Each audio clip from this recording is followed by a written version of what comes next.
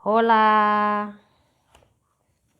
dengan saya Rebecca Sinambela yang punya channel ini.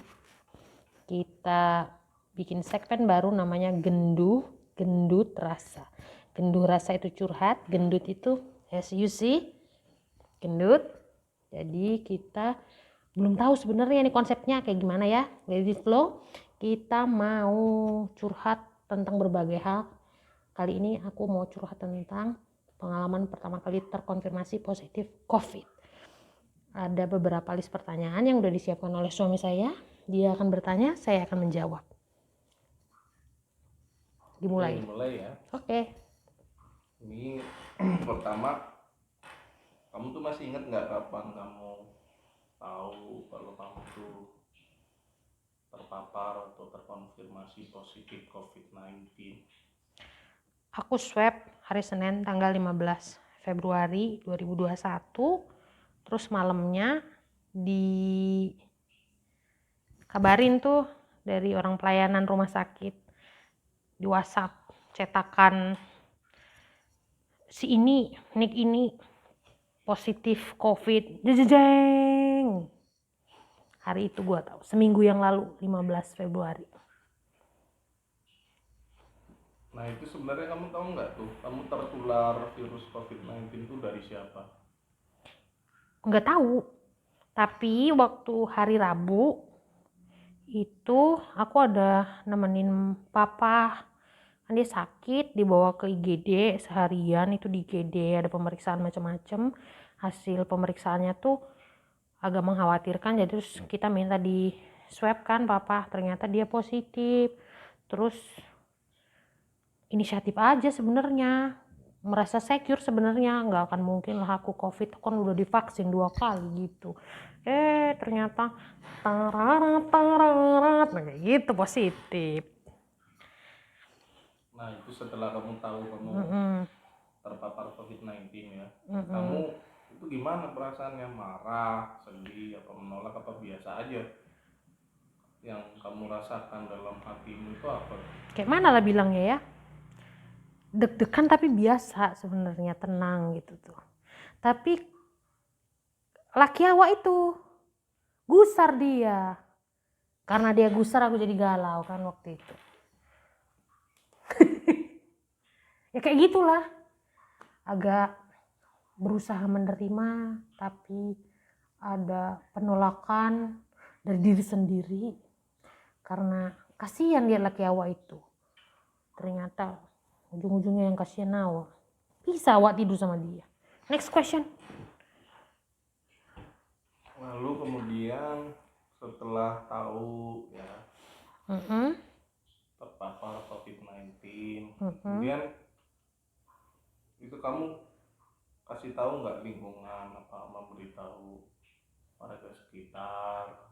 Ya iyalah, masih tahu. Atau kamu beritahu saudara-saudara kamu? Pertama tuh aku lapor dulu sama tempat kerja, karena kan ada perintah buat isolasi. Masih tahu tuh kalau aku positif COVID.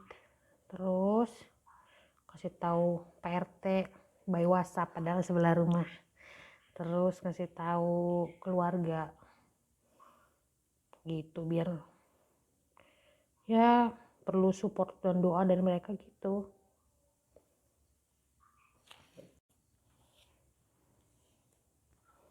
Tadi lingkungan rumah kamu udah kamu kasih tahu ya. Kalau teman-teman kamu, teman kerja kamu kasih tahu juga. Lingkungan kerja kamu kasih tahu juga apa gimana?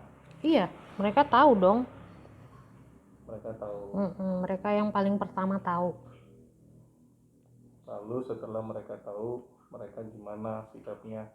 Apakah menyupport kamu, membantu kamu, atau seperti apa? Atau malah ada yang mengasingkan atau tidak? Enggak, soalnya kebetulan aku kan kerja di rumah sakit ya. Jadi di sana tuh ada pemeriksaan rutin PCR kayak gitu. Dan di ruangan kita tuh udah ada 6 orang yang pernah terkonfirmasi positif COVID-19.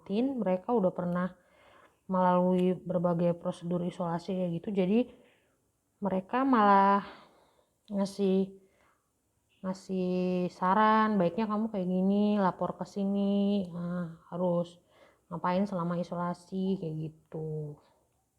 Ya informatif lah, mereka ngasih tahu hal-hal apa yang sebaiknya aku lakukan nanti untuk isolasi kayak gitu. Dan mereka juga bukan cuma teman-teman di tempat kerjaan ya, di lingkungan ini juga pada support gitu loh, kayak nganterin bahan-bahan makanan gitu. Jadi mereka memastikan selama kita isolasi kita nggak akan kelaparan di sini gitu loh coy. Obat dianterin, makanan dianterin, buah-buahan dianterin gitu. Oke, berarti ini semua keluarga kamu ini terisolasi ya sekarang ini ya, keluarga inti dari kamu itu terisolasi semua ini. Aku dan you kita isolasi di sini. Orang tua isolasi di rumah sakit, kakak sama keponakan di rumah jalan jauh juga isolasi semua. Jadi selama ini dibantu dari Lingkungan, teman-teman, teman kerja kamu ya. Teman kerja you juga.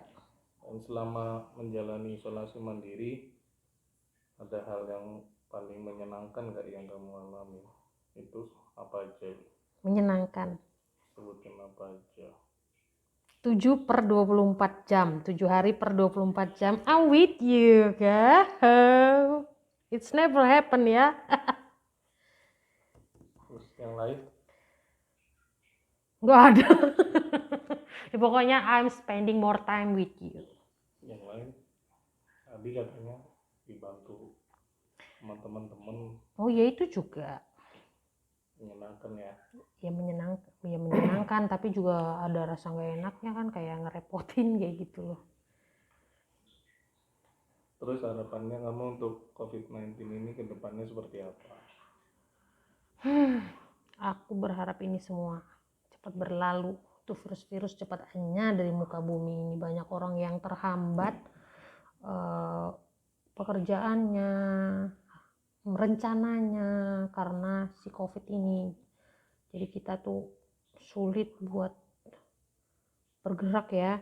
Banyak orang kan yang sekarang mungkin usahanya jadi lebih berat gitu loh daripada masa-masa sebelum COVID kayak gitu. Ya kayak kalian lihat sendirilah. Kalian juga pasti kena efeknya kan. Lalu untuk selanjutnya, ini kamu mungkin mau ucapan terima kasih ke siapa aja yang selama ini sudah support kamu selama menjalani isolasi mandiri. Itu siapa aja yang kamu mau? Pertama-tama terima kasih ya buat teman-teman sama keluarga yang udah mendoakan, mensupport, yang selalu nanya. Boleh tuh disebut namanya siapa aja? Kru Teratai, teman-teman LBH Wahana, GPDI Cilacap, warga blok 4 dan 5 tentunya. Terus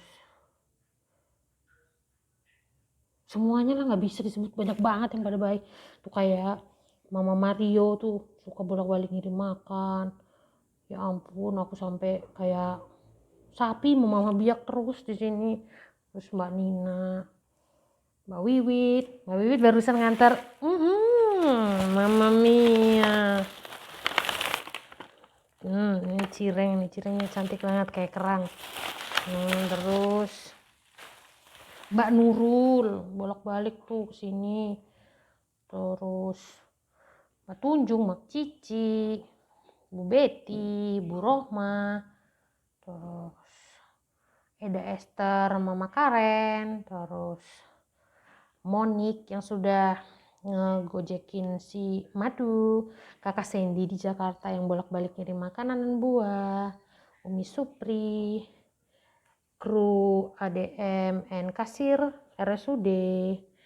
Terus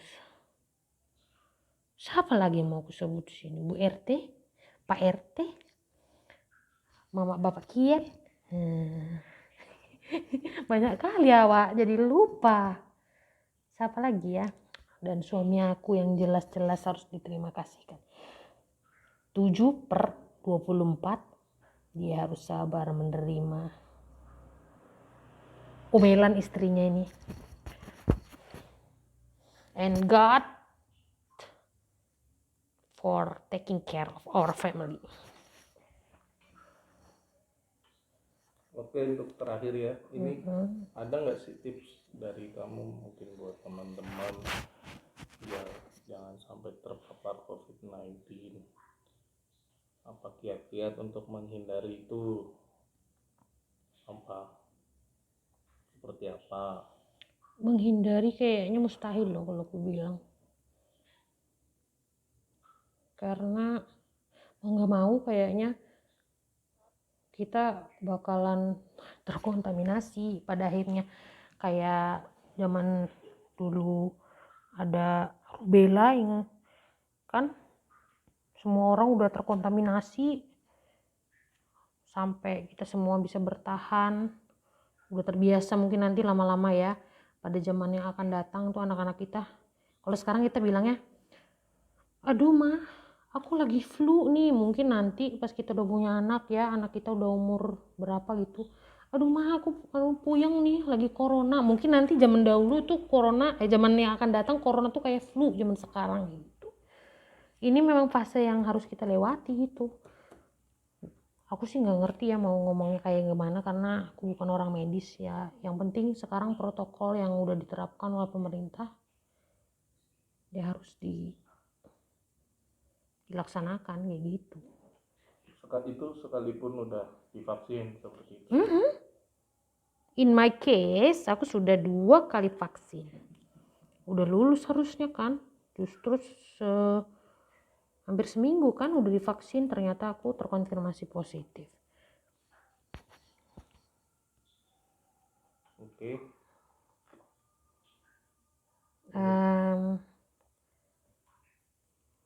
Jadi